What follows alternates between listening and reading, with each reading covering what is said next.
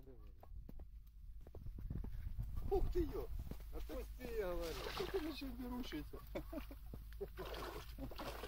это же не сюда. Нет?